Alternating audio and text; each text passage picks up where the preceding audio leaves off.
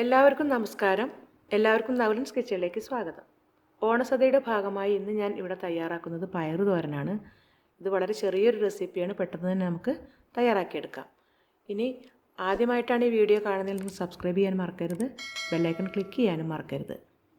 പയർ തോരനുള്ള ഇൻഗ്രീഡിയൻസ് ആണ്: പയർ ചെറുതാക്കി നുറുക്കിയത്, ഉപ്പ് ആവശ്യത്തിന്, വെളിച്ചെണ്ണ ആവശ്യത്തിന്.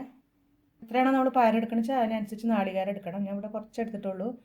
അപ്പോൾ നാളികേരം, 2 പച്ചമുളകും, ഒരു ചെറിയ ഉള്ളി, അത് ഓപ്ഷണലാണ്, അതില്ലെങ്കിലും കുഴപ്പമില്ല, 2 കറിവേപ്പില. ഇത് മാത്രം ഒന്ന് ചതച്ചെടുക്കുക ചെയ്യണം, കുറച്ച് മഞ്ഞൾപ്പൊടിയും ചേർത്തിട്ട്. കടുക് പൊട്ടിക്കാൻ കടുകും കറിവേപ്പിലയും.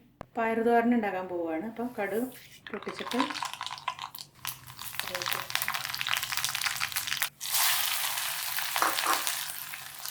കുറച്ച് കുടുന്നുള്ളൂ, പിന്നെ വേണമെങ്കിൽ പിന്നിടാം. ഒരു കുറച്ച് വെള്ളം ഒഴിക്കാം. നമുക്ക് അധികം വെള്ളം ഒഴിക്കരുത്.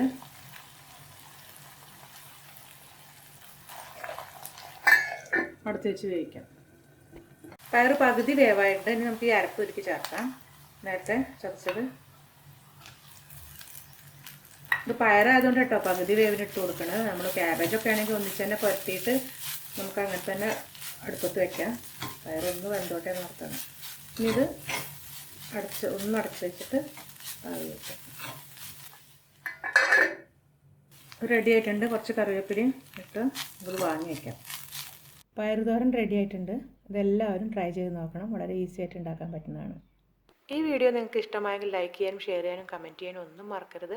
അടുത്തൊരു വീഡിയോ ആയിട്ട് വരുന്നവരേക്കും ബൈ.